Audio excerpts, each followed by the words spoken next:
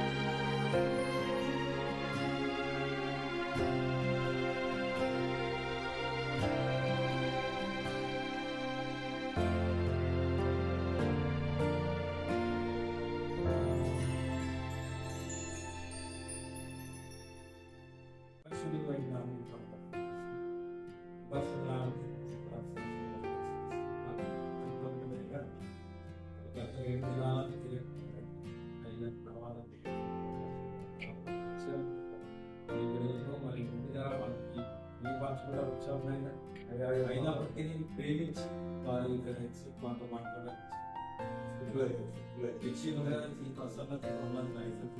అలనాడు యాకోబు దర్శనం ఇచ్చి, మరి ఆ దర్శనం చూసిన తర్వాత యాకోబు బట్టి లేచి నిశ్చయముగా దేవుడికి స్థలమందు ఉన్నాడు అని యాకోబు తండ్రి అన్న మాటలు జ్ఞాపకం. ఈ దాసుని చూశారు ఖచ్చితంగా ఈ యొక్క ప్రసన్నత ఇక్కడ ఉండాలి. రాబో దినాల్లో గొప్ప సేవ పెరుగుగా అనేక మంది ఆత్మలు ఇక్కడికి వచ్చి ప్రభావాన్ని గొప్ప మార్పు విని వారి జీవితాన్ని మార్చుకొని ప్రభావ, వారి కుటుంబాలు కట్టుకొని ప్రభావ నీ కొరకు బ్రతికి వాటిని ఈ ప్రాంతం అంతటిని మీ చేతులకు అప్పగిస్తున్న ప్రభావ. మీ ప్రణాళికలో ఎంతమంది ఉన్నారో, ప్రణాళికాల సంకల్పంలో మీ తలంపులో ఎంతమంది మీరు ఉంచుకున్నారో వారందరినీ రంగమై తీసుకురండి. ఈ స్థలానికి నడిపించండి బాబు. అలాగాడు రాబోహు వాడలోకి ఆ జంతువులన్నీ ఎలాగా వచ్చి ఎదికట్టి వచ్చాయి. అసలు కూడా ఒక దినాన్ని ప్రమాదం అని ఇక్కడ రావడానికి మీరు సహాయం దయచేయండి. జాన్ మార్క్ తండ్రి గారిని డేనియల్ గారిని సమర్పిస్తున్నారు. వారి ప్రయాసం కూడా కానిపోతున్నాయి. అన్య కుటుంబంలో నుంచి మీరు పిలుచుకున్నారు ఆయన. దేవాదాసుని మీరు నిలబెట్టి ప్రభావ ఆ పరిచర్యకు తగిన ఫలితాన్ని మీరు ఇచ్చి అనేక మంది ఆత్మలు ఇక్కడ దేవాన్ని సన్నిధిలో ఆనందించి వాటిని దయించి సేవను ఆశీర్వదించి అంతకంత అభివృద్ధి పరచమని దాసునిగా చేర్చుని ప్రార్థనలకు ప్రతిఫలం దయచేయమని దేవా దాసుని భార్య కుటుంబాన్ని కుటుంబస్తులు సంఘస్థులు అందరినీ కూడా మీకు కళాత్మక భద్రపరచండి. యేసు శ్రేష్టమైన నామంలో ఆశీర్వదించి బాధ్యత చేయించున్నారు. ఆమేన్.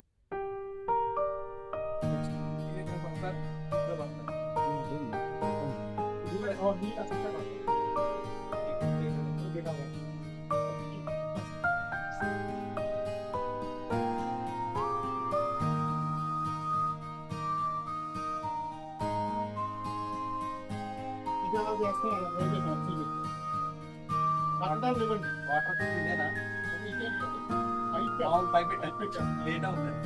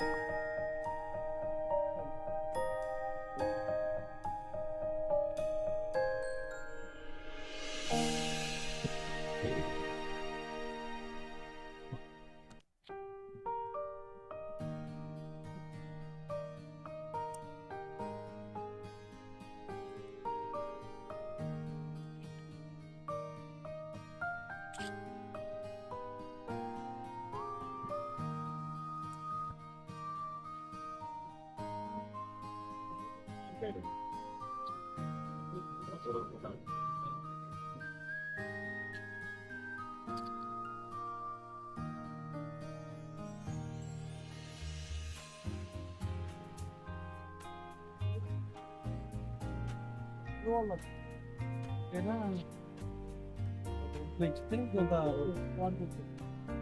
don't want to do. And once for we have to that's something.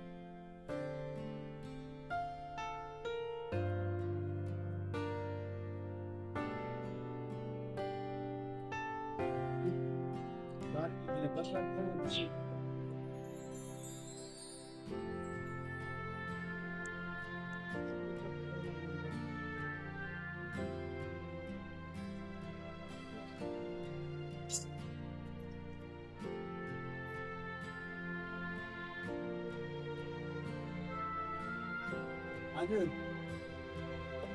సేవకు పునాది వేసిన స్థలం ఇది.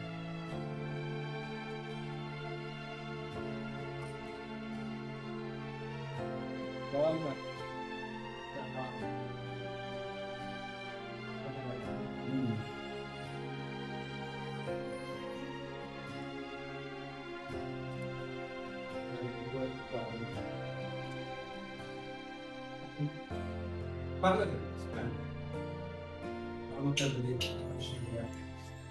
ఈ దాసుని నాయన కరెక్షన్ నా పరిచయం కావచ్చు నాయన అది ఎరగదాన్ని తెప్పించి చర్చి కట్టి ఇక్కడ వారిని మీ స్థిరంగా నిలబెట్టినందుకు వాళ్ళు ఆచరిస్తున్నాను. వారిలో ఒంటరి అయిన వారు 10 నన్ను సెలవిచ్చావు. బలమైన జన్మం నన్ను వాగ్దానం ఇచ్చావు. ఈ వాగ్దానాన్ని తండ్రి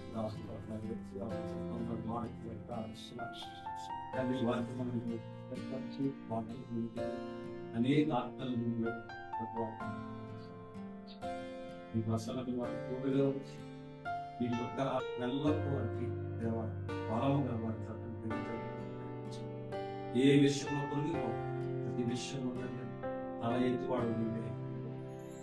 అలనాడు యాకోబు చేసిన ప్రార్థన బట్టి నిశ్చయంగా ప్రభు ఈ స్థలంలో అన్నట్టుగా తండ్రి అనేకులు యొక్క సరి ప్రభావం గురించి నేను శృతించి కనిపించి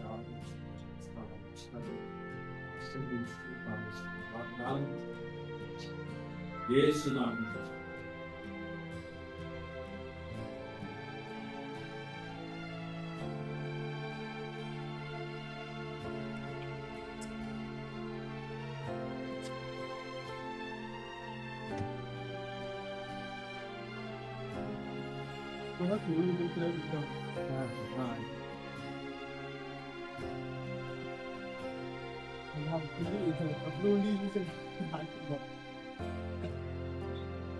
పగం పట్టుకుంటే పగం పట్టుకుంటా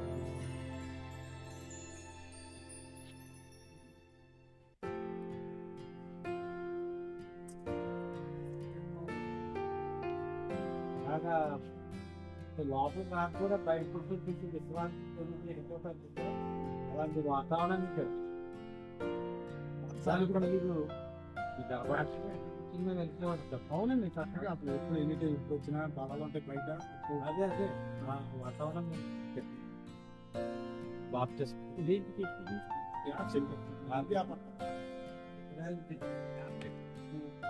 ఇప్పుడు ఇండియాకి వచ్చింది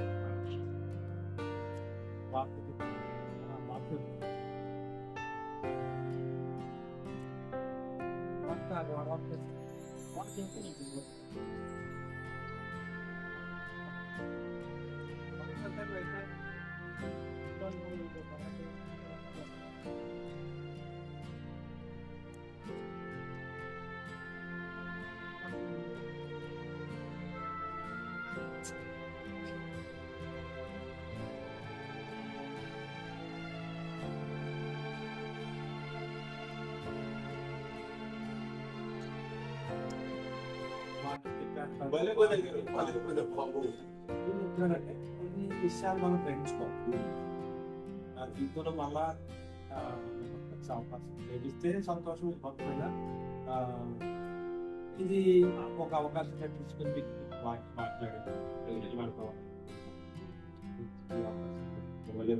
అపోస్తుల కార్యం ఇటలీ పటాలంలో శతాధిపతి అయిన అనే పప్పులో అతను తన ఇంటి వారందరితో కూడా దేవుని యొక్క భయభక్తులు కలవాడైంది ప్రజలకు ధర్మము చేయించి ఎల్లప్పుడూ దేవునికి ప్రార్థన చేయాలి.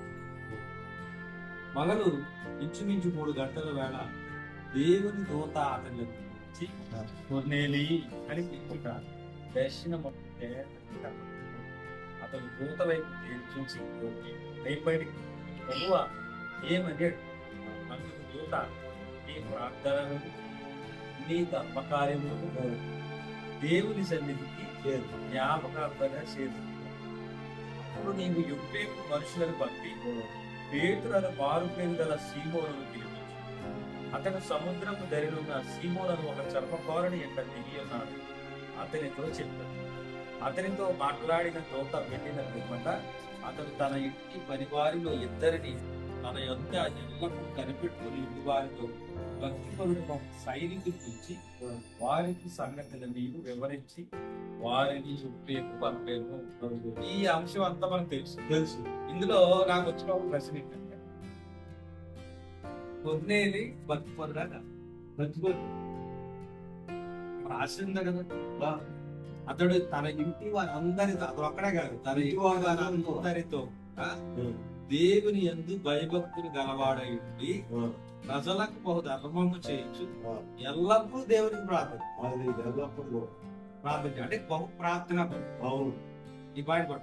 అంతేకాదు కానీ వ్యక్తిగతంగా అతడు సైనిక అధికారి పటాలానికి 100 మంది సైనికులు అతని కింద ఉన్నారు. అవునా? అంటే అతని పలుకుబడి గొప్పది, సామాజికంగా అతనికి ఉద్యోగం గొప్పది. అలాగే భక్తి కూడా ప్రభు తన ఇంటి వారందరితో కూడా దేవుని యొక్క భయభక్తులు తెలుగు. అంతేకాదు మధ్యాహ్నం 3 గంటలకి ప్రార్థన వేళ అలవాటు ప్రకారంగా ప్రార్థన చేస్తున్నప్పుడు దేవదూత దిగొచ్చు. ఇప్పుడు ఒక దేవదూత ఒక వ్యక్తికి దర్శనం ఇవ్వడానికి వచ్చాడు అంటే ఆ మనిషి ఎంత గొప్పవాడు, దేవుని చూస్తాను గొప్ప. ఇది నా ప్రశ్న. కనుక లేదు మంచి పేరు కలిగి ఉన్నాడు, తారతరం చేస్తున్నాడు. కేవలం పొదువు ఉందంటారా? ఏమి లేదు. మన నాన్నకి అది ఏమి లేదు. కానీ దేవదూతకు పొదువు కాదు. ఒక చిన్న అంశంలో నీకు పొదువు ఉన్నట్టుగా నాకు కనబడిందని అక్కడ మనకు అర్థమవుతుంది. అయితే ఎవరున్నారు? యొప్పేకపోతే అక్కడ ఒక చర్మకారుని అంటే పేతురు గారు దిగున్నారు. కొదువు సరే పొదువున్నారు ఇక్కడ లేదు కానీ మనకు అర్థం. ఆయన వస్తే ఇంకా కొన్ని సంగతులు చెప్తాడు. నేనే వచ్చాను కొన్ని సంగతులు చెప్పాలి ఎలా వచ్చానో అలాగా పేతురు గారు వస్తే భక్తి పరిపూర్ణ అవడం ఒక రకంగా చెప్పాలి. భక్తి బంతుడు నీతి బంతుడు దాంతవంతుడు. కానీ ఈ భక్తి పరిపూర్ణం అవ్వాలి అంటే రావాలి. కాబట్టి ఇంక ఎలా ఉంది పరిపూర్ణం అవ్వాలి ఎప్పుడు చూసుకుంటారు అప్పుడు అంతేగా. పరిపూర్ణం అవ్వాలంటే పేతురు గారు వచ్చారు. పేతురు గారు అతనితో మాట్లాడి దూత పెట్టిన తన ఇంటి పని వారిలో ఇద్దరిని తన యొక్క తన యొక్క ఎల్లప్పుడూ కనిపెట్టుకున్న వాళ్ళను భక్తుడు ఒక సైనికుడు పిలిచి వారి సంగతులన్నీ వివరించి వారిని పేర్కొన్నాడు. మరునాడు వారి ప్రయాణమై పట్టణంలో సమీపించినప్పుడు పగలు ఇంచుమించు 12 గంటలకు పేతురు ప్రార్థన చేయడం మిద్ది మీదకి ఎక్కాడు. అతడు మిద్ది అక్కడి కొని భోజనం చేయబోదు. ఇదంతా మనకు తెలుసు ఎందుకు తెలుసంటే ఈ మనం ఇప్పుడు మన వాక్యాల్లో వాడుకుంటాం, వాళ్ళు చదువుతున్నాం. పేతురు గారికి దర్శనం వస్తుంది, పేతురు యూదు ఏంటో అంజలి కనుక అంజలితో మాట్లాడడం అంజలి స్టార్ట్ చేసి ఇప్పుడు రోజుకి 3 అంటే ఉదయం 9 గంటలు, మధ్యాహ్నం 12 గంటలు అడిగారు నేను ఎదురు కాదు విధులు ఎందుకు పోతాయి అది అక్కడ వదిలి తర్వాత చూద్దాం. అయితే పేతురు గారు కొన్ని విషయాలు చెప్పడానికి ఆయన చూసుకోమన్నప్పుడు పేతురు గారు కావడానికి వాళ్ళు ఎందుకంటే వాళ్ళందరూ అర్థం చేసుకోవాల్సింది. పేతురు గారికి ఆ పొరపాటు పార్టీ చెప్పకూడదు. అంటే సమరయుడు అందుకే యూదుడని సమరయుడని గ్రీస్ దేశం అని ఏ భేదం లేదు. అందరూ చేసుకున్నారు, మీటింగ్ పెట్టారు. ఇవన్నీ తెలుసు. అయితే ఈ నిషిద్ధ వస్తువులు అపవిత్రమైనది ఏది నేను అన్నాడు తినలేదని చెప్పక దేవుడు పవిత్రం చేసిన వాటిని మనము నిషిద్ధమైన వాటిని ఎంచుకోవాలి. ఇది దేవదూత పని పేతురు చెప్తున్నారు. దేవదూత పరిచయం చూడండి ఎంత బాగుంది. కానీ దేవదూత సువార్త చేసే హక్కు దేవుడు సువార్త మనమే చేయాలి. మనుషులు పేతురు ఏం చెప్పాలనుకుంటున్నాడో లేకపోతే పేతురు ద్వారా ఏం చెప్పించాలనుకుంటున్నాడో అది దేవదూత చెప్పేయచ్చు కదా. చెప్పేయచ్చు. చూస్తే కిందకి పేతురు కలిగిన దర్శనం ఏమైందని తనలో తాను ఎప్పుడు తోచకుండా కొన్నేళ్ళు పంపిన మనుషులు సీమోను ఇల్లు విచారించి తెలుసుకుని అక్కడికి వెళ్ళారు.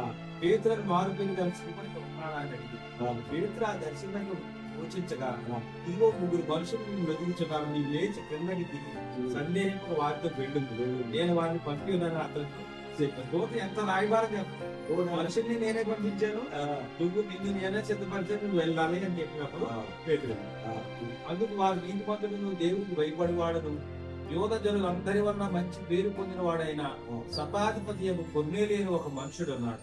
అతడు నిన్ను తన ఇంటికి పిలువనంపించి నీకు చెప్పు మాటలు వినవలనని పరిశుద్ధ దూత వలన బోధింపబడినని చెప్పి అప్పుడు అతడు వారిని లోపలికి పిలిచి ఆతిథ్యమిచ్చాడు.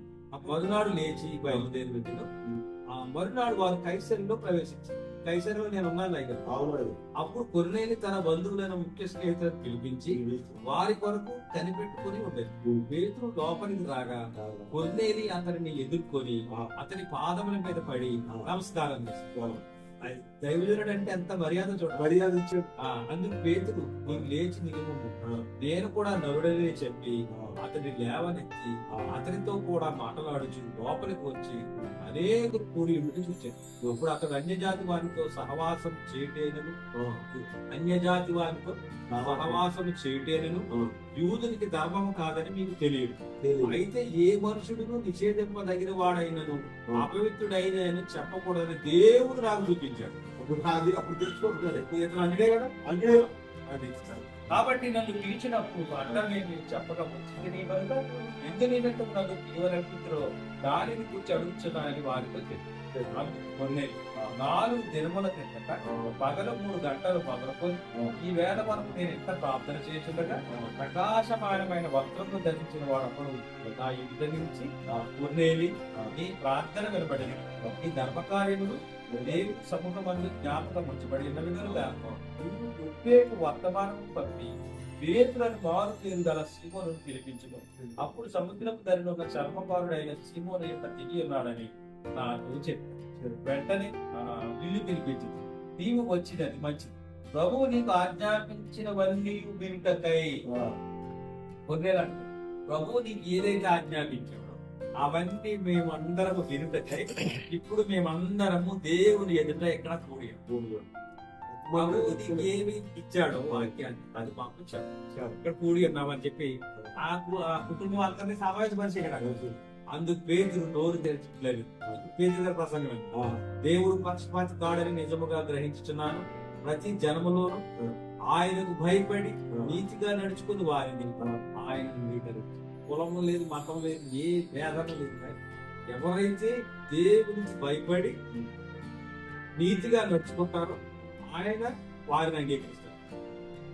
అక్కడ రాశారు యేసుక్రీస్తు అందరికి కూడా, యేసుక్రీస్తు అందరి మాట అక్కడ రాశారు. ఏ భేదం లేదా ఇక్కడ ఏ కులంలోనైనా, ఏ మతంలోనైనా, ఏ జనములోనైనా ఆయనకు భయపడి నీతిగా నడుచుకున్న వారిని ఆయన ద్వారా దేవుడు సమాధానకరమైన సువార్తను ప్రకటించి ఇశ్రాయేలీయులకు పంపిన వర్తమానం మీరు యోహాను బాప్తిసం ప్రకటించిన తర్వాత గలిలయ మొదలుకొని యోదయ అంతటా ప్రసిద్ధమైన సంగతి మీకు తెలియదు.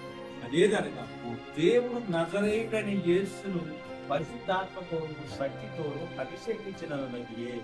దేవుడు ఆయనకు తోడై ఉండెను కనుక ఆయన మేలు చేయొచ్చు, అపవాది చేత పీడింపబడిన వారందరినీ స్వస్థపరచుచు సంచరించుచు. ఆయన యూదుల దేశమందును యెరూషలేమందును చేసిన వాటికన్నిటికీ మేము సాక్షులు. అయినను వారు మ్రానున వేలాడదీసి చంపి దేవుడు ఆయనను 3వ దినమున లేపి ప్రజలకందరికీ కాక దేవుని చేత ముందుగా ఏర్పరచబడిన సాక్షులకి, అనగా ఆయన మృతులలో నుండి లేచిన తరువాత ఆయనతో కూడా అన్నపానము పుచ్చుకుని మాకే ఆయన ప్రత్యక్షముగా కనబడినట్లు అనుగ్రహించాను. యేసుక్రీస్తు గురించి ప్రత్యక్ష సాక్షి.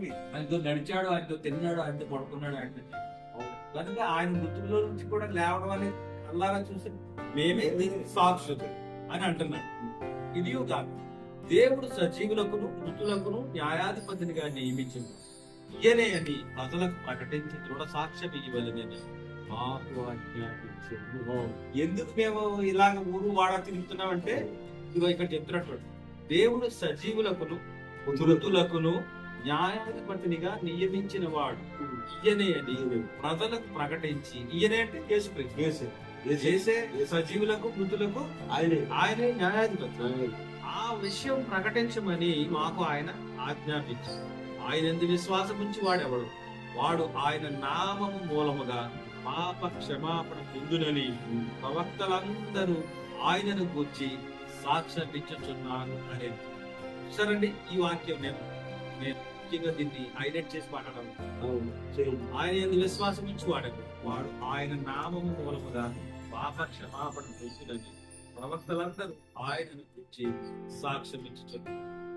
11వ అధ్యాయం 9వ వచనం. కాబట్టి సహోదరులారా, మీకు ఈయన ద్వారానే పాప క్షమాపణ ప్రచురమగుచు. ఎవరైనా యేసు ద్వారా పాప క్షమాపణ ప్రచురం చేయబడదు కనుక అంతే. ఈ నామం వల్లనే రక్షణ, ఆకాశం కింద ఇవ్వబడిన మరి ఏ నామం వల్ల రక్షణ సరే కదా. 14 వచ్చింది 3 వచనాలు చదివింది. పేతురు ఈ మాటలు ఇంకా చెప్తుండగా అతని బోధ విన్న వారందరి మీదకి పరిశుద్ధాత్మ దిగింది. అవునండి, ఏమంటారంటే ఆత్మీయ చేసినప్పుడు ఆత్మ అందరికీ భావం ఇస్తుంది. ఏకాత్మతో ఏకతాత్పర్యంతో ఏకభావం. మన మనసుకు మన ఆలోచన ఒకటైనప్పుడు పరిశుద్ధాత్మ కార్యం చేయాలి. ఎప్పుడైతే పరిశుద్ధాత్మ పేతురు గారు అక్కడ మాట్లాడుతున్నాడు, వాళ్ళందరి మీద కూడా పరిశుద్ధాత్మ దిగినప్పుడు వాళ్ళందరూ ఒక్క భావాన్ని వచ్చారు. కనుక పేతురు గారు చెప్పిన వారికి అర్థం. అప్పుడు 44 పేతురు మాటలు ఇంకా చెప్పుచుండగా అతని బోధ విన్న వారందరి మీదకి పరిశుద్ధాత్మ సున్నతి పొందిన వారిని పేతురు కూడా వచ్చిన విశ్వాసులందరూ పరిశుద్ధాత్మ వరము అన్యజనుల మీద సరితము కుమ్మరించబడుతా. పేతురు కూడా వచ్చిన వాళ్ళు కూడా పరిశుద్ధాత్మ యూదుల మీదనే కాదు అన్ని మీద కూడా దిగుతుంది అనమాట అని అనుకుంటున్నారు. అంటే పొందిన వాళ్ళు ఎవరు సున్నతి పొందిన వారిలో పేతురు కూడా వచ్చిన విశ్వాసులందరూ పరిశుద్ధాత్మ వరము అన్యజనుల మీద సైతం కుమ్మరించబడడం చూచి ప్రార్థించు. ఏలైనగా వారు భాషలతో మాట్లాడుచు దేవుని గణపరుచుండగా అందరు పేతురు, ఇప్పుడు పేతురు మనవల్లి పరిశుద్ధాత్మను పొందిన విని మిగతా వారు కూడా మనవలే పరిశుద్ధాత్మను పొందిన బాప్తిసం పొందకుండా ఎవడైనా ప్రేమకు కఠోరతను చేయగలడా అని చెప్పి యేసు క్రీస్తు నామము వారు బాప్తిస్మం పొందవలెను. అందుకు తరువాత కొన్ని దినములు సమయంలో ఉండుమని వారు ఏంటి రోజు ఇది అర్థం ఇది అర్థమే ఉంది. ఇప్పుడు అన్ని చెప్తున్నాడు. కర్మకార్యం చేస్తున్నాడు, ప్రార్థన చేస్తున్నాడు, అన్ని చేస్తున్నాడు. బాప్టిజం పొందుతాడు. బాప్తిజం కూడా తీసుకున్నాడు. తీసుకున్నాడు. తీసుకుంటే మరి ఇంతవరకు పేదలు రావడం మాట్లాడండి అంటే ఇండియన్ మాట్లాడాడు. చూడండి 47 ఆయన నామపు మూలముగా పాప క్షమాపణ పొందునని ప్రవక్తలతో చెప్పి. అంటే పాప క్షమాపణ ఎక్కడ ఉంది? చేసేద్దాం. యేసుక్రీస్తు ఉంది. అంతే కదా, యేసుక్రీస్తు నామంలో ఉంది. మీరే అన్నారు యేసు నామంలో. యేసయ్య నామంలో పాప క్షమాపణ ఉన్నప్పుడు ఇప్పుడు మనం యేసయ్య నామంలో కాకుండా వేరే పాపం తీసుకుంటాం. పాపం ఎలా క్షమించుకుంటుంది? అవునా? అందుకే చూడండి, యేసుక్రీస్తు నామం ముందు వారు బాప్తిస్మం తరువాత కొన్ని దినములు తమ యొక్క ఉండమని వారు అన్నారు. ఎప్పుడైతే ఇది సరైందో, ఏది వీళ్ళ బేస్మెంట్ సరైందో, ఇంకా వారు ఇంకా చాలా సంగతి తీసుకున్నాం. అసలు మేము ఎలా నడవాలి? ఇంకా చెప్పాలంటే ఇంకా కొన్ని దినాలు వ్యక్తులు అక్కడ వాళ్ళు ఉంచుకుని వాళ్ళు బలపడినట్టు అంటారు. ఈ సమయం బట్టి మనకు అర్థమైంది ఏంటంటే డైగర్ నా అభిప్రాయం చెప్తే దాని తర్వాత జ్ఞానాన్ని మనం ఇచ్చాం. అంటే మనం ఎన్ని సంవత్సరాలు భక్తి చేసినాం, ఎంత సేవకులు ఉన్నా, ఎంత బోధకులు ఉన్నా, మన పునాది సరిగా లేకపోతే మన భక్తి ఉంటారు.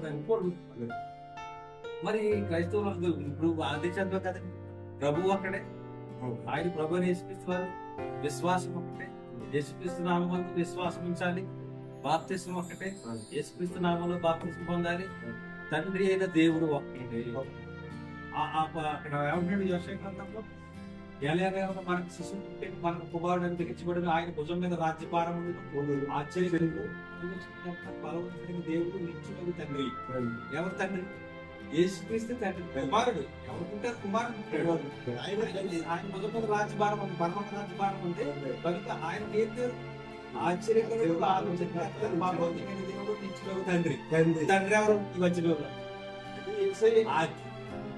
ఆ బాండ్ రావాలి. అంటే నేను ఎందుకు ఇంత ధైర్యం దగ్గరికి వచ్చాను అంటే ఆ పర్టికులర్ క్లారిటీ మనకు ఉంటుంది. మరి యేసుక్రీస్తు వాళ్ళు బాగా తీసుకున్నారు. ఎవరు చెప్పారు? మంది రాజరత్న గారు జవాన్ వాళ్ళు యేసుక్రీస్తు ఎవరు? ఈ వాక్యాలను అసలు బైబిల్లో బాధ్యత వాక్యాలు ఏం చదువుతాను? ఎక్కడ? మత్తయి నేను చెప్తాను. మత్తయి సువార్త 28:19 యేసు ప్రభు వరుస అయినే చెప్తాను. ఏమని? కాబట్టి మీరు వెళ్ళి సమస్త జనులను శిష్యులుగా చేయు, తండ్రి యొక్కయు, కుమారుని యొక్కయు, పరిశుద్ధాత్మ యొక్కయు నామములోనికి వారికి బాప్తిస్మం ఇచ్చుచు నేను మీకు ఏ సంగతులను ఆజ్ఞాపించుతునో వాటన్నిటినీ గైకొనవలెనని వారికి బోధించు. కనుక ఇక్కడ యేసు ప్రభు వారికి చెప్పారు, తండ్రి యొక్కయు, కుమారుని యొక్కయు, పరిశుద్ధాత్మ యొక్కయు నామంలో బాప్తిస్మం యేసు ప్రభు చెప్తారు తీసుకోమని. ప్రపంచం అంతా అలాగే. ఎలాగా? దీన్ని ఎక్కువ బ్యాక్ చేస్తున్నారు. ఎలాగా? తండ్రి యొక్క కుమారుడు పరిశుద్ధాత్మ నామములోకి బాప్తిస్మం. ప్రపంచం అంతా అలాగే. ప్రపంచం అంతా ఇస్తున్నారు. మరి ఎవరు? కొందరు ఇస్తున్నారు, కొందరేమో మూడు రాలేదు ఉంది. అసలు ఏ నామం అంటాం పాటిస్తాం? ఏసేమో ఈ నామంలో ఇవ్వన్నాడు. సరే నేను అందరూ అలా చెప్పుకోండి. ఇక్కడ ఇది ఉంది కదా, స్వయంగా ఏం చెప్పారు? తండ్రి యొక్కయు, కుమారుని యొక్కయు, పరిశుద్ధాత్మ యొక్క నామంలో ఆయన బాప్తిస్మం. అయితే యోహాను ఈ పేతుగారే ఏం బోధించాడు ఇక్కడ? యేసు నామంలో ఇచ్చాడు. 2వ అధ్యాయం అపోస్తలుల 2వ అధ్యాయంలో 36 వచనం ఏమంటాడంటే, పేతురు మీరు మారు మనసు పొంది పాప క్షమాపణ నిమిత్తము ప్రతి వాడు యేసుక్రీస్తు నామమున ఆలోచన ప్రకారం నాకు తెలిసిన వాక్య బయలుపాటుని బట్టి, నాకున్న అవగాహన బట్టి పాపం క్షమించబడాలంటే యేసుక్రీస్తు నామంలో తప్ప మరే విధంగా పాపం అంతే కదా. యేసుక్రీస్తు రక్తం చెందించాడు కాబట్టి ఆయన నామంలో మీరు నీ పాపం ముక్తులు చేయడం ఆయన నమ్మదగిన వాడు, పవిత్రుడు, నీతి మంత్రుడు కనుక ఆయన సమస్త దుర్నీతి నుండి పవిత్రులుగా చేయాలి. అందుకే యేసుక్రీస్తుకి అధికారం ఉందని పేతురు అక్కడ కొన్నేళ్ళతో చెప్పాడు. అంతేకాదు కొన్నేళ్ళ కుటుంబం మొత్తం అంతా కూడా తీసుకున్నారు యేసుక్రీస్తు నామంలో బాప్తిసం పరిపూర్ణం అవ్వాలి అంటే మన పునాది బాగుంటుంది. అది యేసుక్రీస్తు నామంలో బాప్తిసం తీసుకుంటే మాత్రమే మనకు ఇక్కడ మార్క్స్ వార్తలో కూడా ఈసారి చెప్పాడు. మార్పు 16 ఉంటుంది. అక్కడ బాప్తిసం ఎలాగేమని ఉండదు, కానీ నమ్మి బాప్తిసం పొందిన వాడు శిక్ష విధింపబడమని ఉంటుంది. యేసుప్రభు వారు మత్తయి స్వయంగా ఆయన చెప్పారు. అవును, మరి పేతురు ఎందుకని చెప్పాడు? ఎందుకంటే ఇప్పుడు మళ్ళీ ఏసునామంలో మీరు బాప్తిసం ఇద్దరు కోరుకున్నది ప్రజలందరూ అంటున్నారు. ఏసునామంలోనే ఎత్తుకి ఇవ్వతానని ఒక పట్టుదలతో ఆయన ఇస్తున్నారు. ఏసునామంలోనే ఇచ్చేసారు. అది సగమే ఇచ్చింది కదా, మరి ఇప్పుడు ఏంటి బాధ? ఇక్కడ ఏమన్నారంటే అక్కడ ఏసునామంలో మీరు బాప్తిసం ఇవ్వద్దన్నారు. ఇంటికి ఈయన దర్శనం ఏంటంటే ఏసునామంలో ఇచ్చారు. కనుక నా పాయింట్ ఆఫ్ వ్యూ ఏంటంటే, ఎందుకంటే ఎప్పుడైతే మీరు వాచనాలు రాశారో పునాది ఒక్కటే, ఎక్కడో చదివారు బయట ఎక్కడో చదివారు, నాది ఒక్కటే అపోస్తలేసిన పునాది. అపోస్తులేసిన పునాది. ఈ అపోస్తుల బోధ ఏంటి? ఈ పునాది కాక ఏదే పునాది ఎన్నో శాపరాసుడు అని ఉంది కదా. అదే మిమ్మల్ని అడిగేది ఏంటంటే, మీ బేస్మెంట్ ఇదైతే మీ భక్తి పరిపూర్ణ, లేదు అంటే కొన్ని విషయాలు ఉన్నాయి మనం తెలుసుకోవాలి. ఈ అపోస్తలేసిన పునాది కాక మరొక ఎవడైనా సరే ఇంకో 19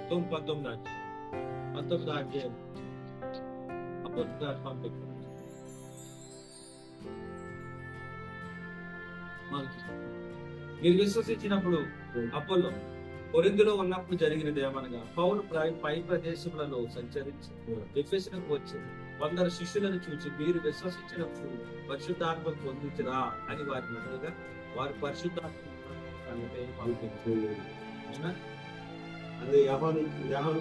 మరి అలాగైతే మీరు దేనిని బట్టి బాప్తిసం పొందించని అడుగుగా, వారు యోహాను బాప్తిసం బట్టి బాప్తిసం చాలా రకాలు కనుక యోహాను ఈయన అన్నాడు, యోహాను బాప్తిసం బట్టి అని చెప్పారు. అంటే పౌలు యోహాను తన వెనుక వచ్చి వాని ఎందు అనగా యేసునందు విశ్వాసం ఉంచవలని ప్రజలతో చెప్పుచు మారు మనసు విషయమైన బాప్తిస్మం ఇచ్చాను. కేవలం మారు మనసు. వారు ఈ మాటను విని ప్రభు అయిన యేసు నామమున అప్పుడు బాప్తిసం పొందిన మళ్ళీ తిరిగి బాప్తిసం. మీకుందా అవగాహన? బాప్తిసం గురించిన అవగాహన ఇంకా లోతుగా తెలవదు మనకి. కాదు, పేరేంటంటే తీసుకున్నాడు. ఈ నామంలో మనం బాప్తిసం తీసుకోవాలి. మీరు అలాగే ఇస్తారా బాప్తిసం? ఎంత భక్తి చేసినా, ఎంత కొన్నేది నీ ధర్మ కార్యాలు, నీ ప్రార్థనలు అక్కడ జ్ఞాపకార్థంగా ఉన్నాయి. ఒక ఉట్టిగా ఎలాగంటారు అక్కడ అంతే. ఇప్పుడు చూడండి, వేయబడిన తప్ప కొనాది లేదా? ఇక్కడ ఎవరైనా ఉన్నారంటే అలాగే ఇచ్చేవాళ్ళు ప్రార్థిస్తారు. సంఘాలు ఉన్నాయి కూడా ఏసునామంలో అడిగి ప్రార్థన యేసుక్రీస్తునామం స్వస్థత కూడా యేసుక్రీస్తునామం అన్ని యేసుక్రీస్తునామం వాడతాం. కానీ యేసుక్రీస్తు ఎంతవరకు అంటే అలా వాడటానికి మాట్లాడుతున్నాం. కానీ మనం బాప్తిసం యేసుక్రీస్తునామం తీసుకోవడానికి క్రైస్తవులు వెనకాడతాం. దేవుడు ముందుగా వెళ్ళకూడదు. దేవుడు ముందుకు కాదు కదా. అర్థమైన పాయింట్ ఒకే దేవుడు, తండ్రి వేరు, కుమారుడు తండ్రి కుమార పరిశుద్ధాత్మ వేరు వేరు అంటారు. ఆయన బిషప్ అయితే కావచ్చు, గొప్పవాడైతే కావచ్చు, ఎన్నో సంస్థలు కావచ్చు, ఎన్నో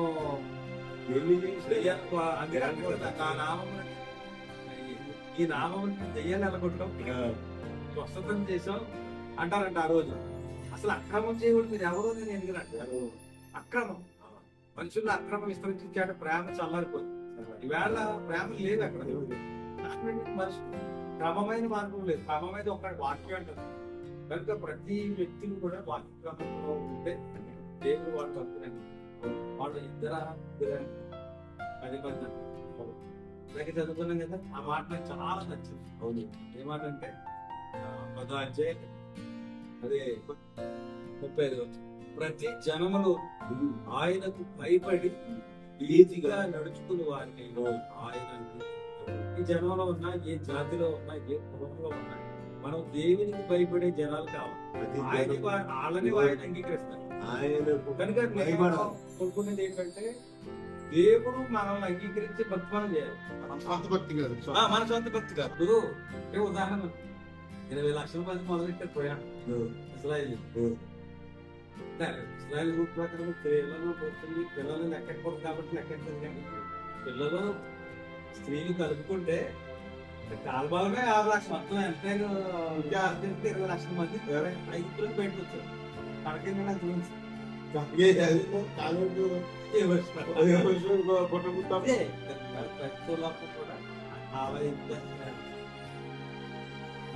మనం ఈ అడ్డులు అగ్రబాద్ ఆర్భాటాలు వీటి బట్టి చేసేదే నిర్మాణం ఉంటుంది.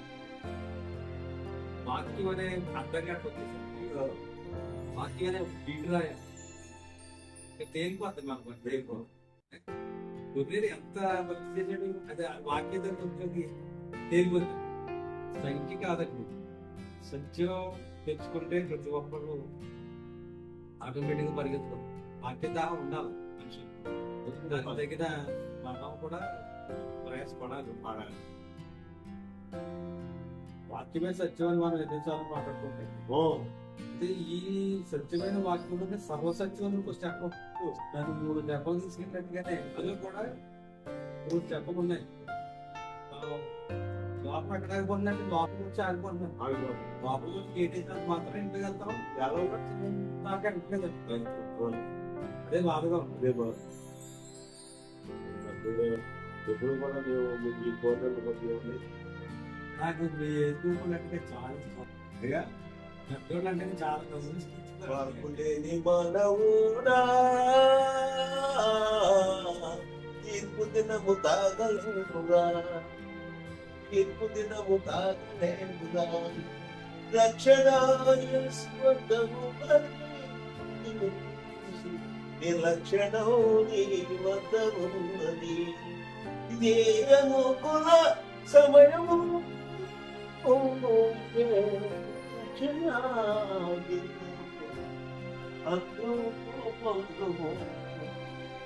లేని మనము తీర్పు దినము తాగలేమురా సోదరా ఓ సోదరి.